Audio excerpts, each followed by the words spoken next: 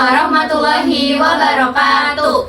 Halo semuanya, perkenalkan kami dari kelompok 2 dengan saya Aryani Trihapsari dengan NIM 64241070. Saya Angelina Devianti dengan NIM 64241042. Saya Ovia Ramadhani dengan NIM 64241143. Saya Fanya Putri Sofia dengan NIM 64241131. Saya Desti Ameliana dengan NIM 64241180. Dalam kesempatan ini, kami akan mempresentasikan materi dengan judul Forecasting Budget dan Penyusunan Anggaran Penjualan pada PT Sariguna Primatirta Tbk. Di dalam video ini, kami akan membahas bagaimana proses penyusunan anggaran penjualan di dalam perusahaan. Dimulai dari penentuan persentase distribusi setiap produk, penerapan forecasting budget tahun 2025, hingga total perhitungan anggaran penjualan berdasarkan data yang telah kami analisis. Langsung saja kita masuk ke pembahasannya. Oke, jadi di sini saya ingin menjelaskan mengenai pengertian anggaran. Pengertian anggaran apa itu? Anggaran adalah rencana tertulis mengenai kegiatan organisasi. Ini dinyatakan secara kuantitatif, satuan uang, barang, atau jasa, dan ditetapkan untuk jangka waktu tertentu dalam jurnal M. Narifin 2004. Dan yang kedua itu yaitu peran utama. Yang pertama ada alat perencanaan, mendorong pemikiran cermat dan memberikan gambaran masa depan. Yang kedua, alat pengendalian keuangan, memastikan proses bisnis terarah dan meminimalkan penyimpangan. Fungsi dalam alokasi sumber daya, anggaran berfungsi mengatur perencanaan dan pengawasan, mengendalikan pengeluaran agar dana optimal, meminimalkan pemborosan, dan menyelaraskan kegiatan dengan tujuan strategis. Dan yang ketiga yaitu tujuan dan manfaat. Yang pertama ada tujuan operasional, menjadi pedoman kerja sistematis dan alat koordinasi antar divisi. Yang kedua tujuan manajerial atau berperan sebagai alat pengawasan dan evaluasi kinerja, meminimalkan ketidakpastian dan meningkatkan disiplin dan tanggung jawab manajemen. Dan yang keempat yaitu jenis-jenis anggaran. Berdasarkan kegiatan, yang pertama adalah anggaran operasional atau fokus pada kegiatan inti atau penjualan produksi. Yang kedua, anggaran keuangan, fokus pada posisi keuangan kas tahun neraca. Berdasarkan fleksibilitas, anggaran statis, ketat dan tidak berubah, meskipun tingkat aktivitas aktual berubah. Yang kedua, anggaran fleksibel yang disesuaikan dengan tingkat aktivitas aktual. Yang ketiga ada anggaran kontinu, selalu diperbarui secara berkala agar perencanaan selalu relevan. Baik, selanjutnya ada anggaran penjualan. Anggaran penjualan itu rencana tertulis yang berisi perkiraan jumlah penjualan yang akan dicapai perusahaan dalam periode tertentu, baik dalam unit atau jumlah barang atau jasa, maupun dalam nilai uang atau rupiah. Anggaran ini menjadi dasar utama bagi penyusunan anggaran lainnya, seperti anggaran produksi, anggaran biaya, dan anggaran laba rugi. Anggaran penjualan ini memiliki peran yang sangat penting dalam proses penyusunan anggaran perusahaan karena menjadi fondasi utama bagi anggaran lainnya.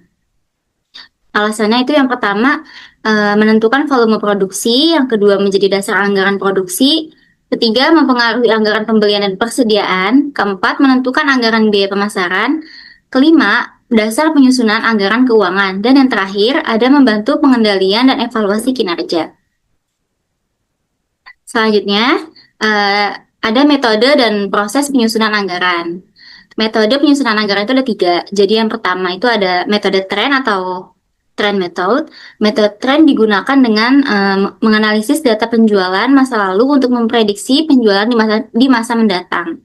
Dari data historis, dibuat garis kecenderungan atau trend line untuk melihat apakah penjualan biasanya naik atau turun atau stabil.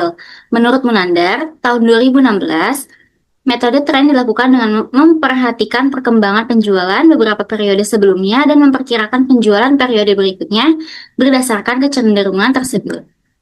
Yang kedua itu ada metode analisis regresi. Metode ini menggunakan pendekatan statistik untuk melihat hubungan antara penjualan atau variabel terikat dan faktor-faktor yang mempengaruhinya atau variabel bebas seperti harga, pendapatan konsumen atau biaya promosi. Menurut Garrison dan Noreen 2017, analisis regresi membantu memprediksi nilai penjualan berdasarkan hubungan matematis antara penjualan dan variabel lain yang relevan. Dan yang terakhir itu ada metode pendapat tenaga penjual atau sales first opinion method. Metode ini didasarkan pada perkiraan langsung dari tenaga penjual atau salesman yang berinteraksi dengan pelanggan. Mereka memberikan estimasi penjualan berdasarkan pengalaman dan pengamatan di lapangan. Menurut Halim 2016, metode pendapat tenaga penjual dianggap efektif karena tenaga penjual memahami kondisi pasar dan perilaku konsumen secara langsung. Yang terakhir itu ada proses penyusunan anggaran. Proses penyusunan anggaran itu ada 4. Yang pertama itu tahap perencanaan atau planning stage. Yang kedua tahap pengumpulan data atau data collection stage. Tahap implementasi dan pengendalian atau implementation dan control stage. Yang terakhir itu ada evaluasi dan revisi atau evaluation dan revision stage. Selanjutnya di sini profil perusahaan PT Sariguna Primatirta. Tanobel adalah identitas perusahaan PT Sariguna Primatirta yang merupakan produsen air minum dalam kemasan pertama di Indonesia yang mendapatkan sertifikat Food Safety Management ISO 22000 di tahun 2005. Perusahaan ini berdiri sejak 2003. Tanobel kini juga semakin berkembang dan menjelma menjadi salah satu perusahaan yang mampu menghadirkan produk-produk berkualitas terbaik. Perusahaan ini juga memiliki merek air mineral yaitu Clio yang dirintis pada tahun 2004. Merek tersebut memproduksi produk air mineral berkualitas tinggi dengan kemasan berteknologi tinggi dengan plastik bebas BPA dan 100% plastik daur ulang. PT Sariguna Primatirta ini juga memiliki visi dan misi serta nilai-nilai yang menjadi fondasi pelayanan perseroan. Yang pertama itu visinya untuk menjadikan perusahaan minuman yang terdepan di Indonesia. Untuk misinya itu mewujudkan masyarakat yang lebih sehat melalui produk yang berkualitas dan terpercaya. Perseroan juga berkomitmen untuk mengintegrasikan nilai-nilai berkelanjutan dan membangun warisan yang berharga dengan menerapkan budaya kerja cinta yang menjadi fondasi pelayanan perseroan. Selanjutnya di sini ada data penjualan PT Sariguna Primatirta Tbk. Data penjualan ini diambil dengan periode 2020 sampai dengan 2024. Di tabel ini juga difokuskan ke 3 jenis produk, yaitu botol, bukan botol, dan lainnya. Lalu ada tabel jumlah data penjualan di setiap tahunnya.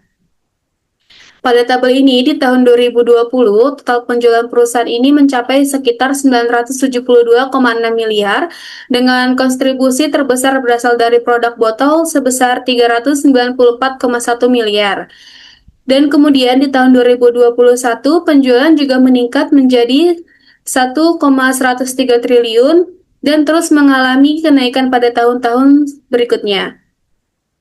Kenaikan yang paling menonjol itu juga terlihat pada tahun 2023 dan juga 2024, di mana penjualan mencapai di 2,99 triliun dan di 2,696 triliun. Peningkatan ini itu menunjukkan bahwa strategi pemasaran dan pengembangan produk perusahaan ini berjalan efektif, terutama pada kategori produk botol yang selalu menjadi penyumbang utama pendapatan perusahaan. Selanjutnya itu kita menghitung forecasting budget dari perusahaan PT Sariguna Primatirta Tbk. Di forecasting ini juga ada beberapa bagian tabel. Yang pertama itu di tabel tahun, yaitu periode yang kita ambil dari tahun 2020 sampai dengan 2024. Lalu ada tabel variabel X, di mana variabel X ini mempresentasikan tahun pengamatan yang dinyatakan dalam bentuk urutan waktu. Nilai X ini juga diberikan secara berurutan dengan titik tengahnya di tahun 2022 yang sebagai X sama dengan 0. Kemudian di tahun-tahun sebelumnya itu diberikan nilai negatif dari tahun 2020 sampai dengan 2021. Dan untuk tahun-tahun sesudahnya itu diberikan nilai positif dari tahun 2023 sampai dengan 2024. Selanjutnya itu ada tabel Y, di mana tabel Y ini merupakan data penjualan dari PT Sariguna Primatirta Tbk tersebut. Lalu ada tabel X ini merupakan jumlah hasil dari perkalian variabel X dan juga variabel Y. Dan tabel selanjutnya itu ada tabel X, variabel X kuadrat, di mana ini merupakan hasil dari pengkuadratan di variabel X.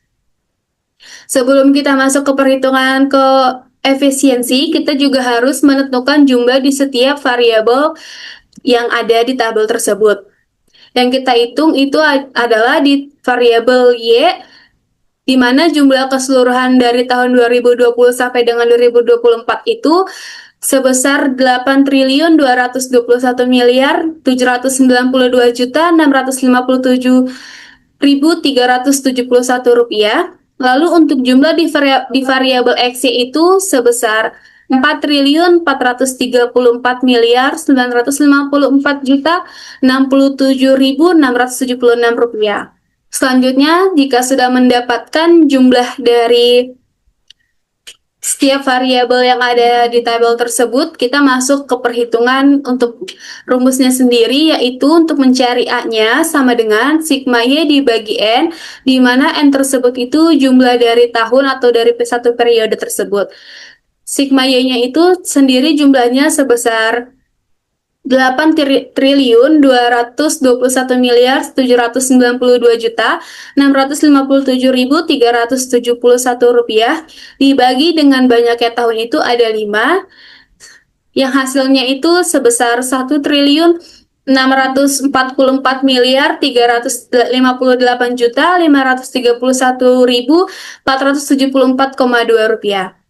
Lalu jika sudah mendapatkan A-nya, kita juga menghitung untuk yang B, di mana untuk rumus B sendiri itu sama dengan sigma XY dibagi dengan sigma X kuadrat.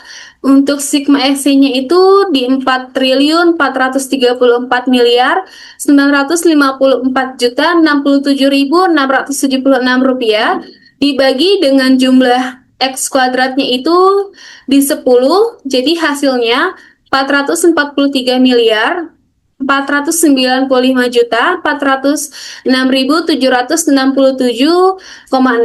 atau yang dibulatkan menjadi 406.768 rupiah. Selanjutnya itu kita menghitung forecasting total penjualan 2025. Jadi, berdasarkan persamaan regresi yang telah dibentuk, dilakukan peramalan penjualan untuk tahun 2025 dengan menggunakan nilai X, di mana X-nya itu sama dengan 3 untuk di tahun 2025. Jadi, untuk rumus atau formula yang dipakai itu sama dengan Y 2025 sama dengan A ditambah BX.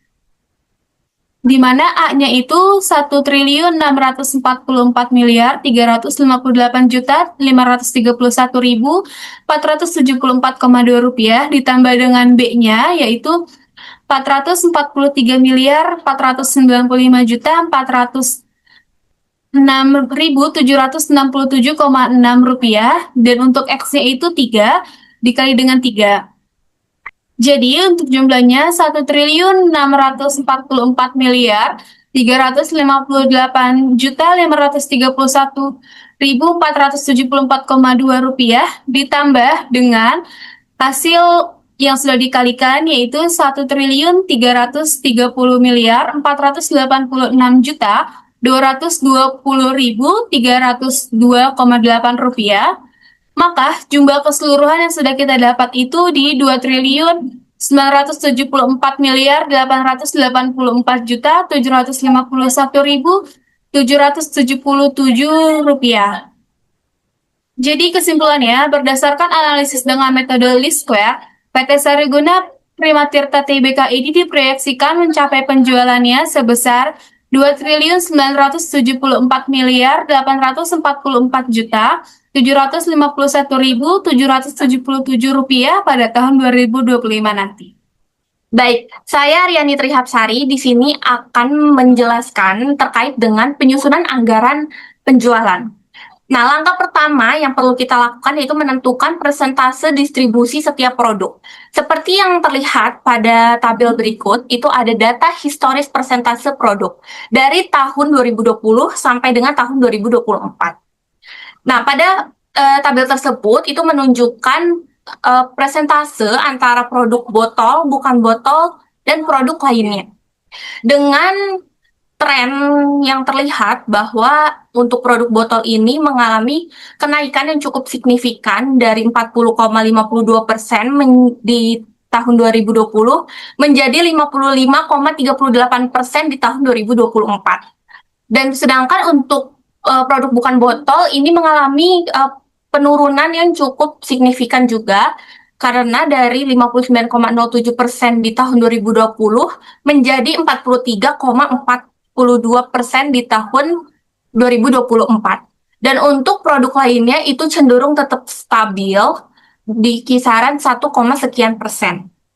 Nah, jika dirata-ratakan dari 5 tahun terakhir, itu dapat didistribusikan untuk produk botol rata-ratanya itu di 48,21%, untuk produk bukan botol di 50,36%, dan untuk produk lainnya di 1,43%. Nah, rata-rata inilah yang akan kita gunakan sebagai dasar perhitungan anggaran penjualan di tahun berikutnya, yaitu tahun 2025. Nah, setelah kita dapatkan rata-rata persentase distribusi setiap produknya, kita akan aplikasikan ke dalam forecasting budget tahun 2025. Seperti yang sudah kita hitung sebelumnya, forecast total 2025 itu ditetapkan sebesar 2.934.751.751.777 rupiah.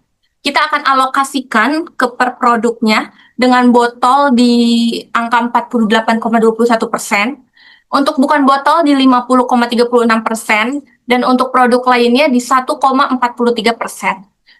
Nah, dengan hasil yang sudah tertera ya, kemudian kita akan jumlahkan. Nah, ketika kita jumlahkan, itu akan kembali ke nilai forecast yang sudah kita tetapkan, teman-teman.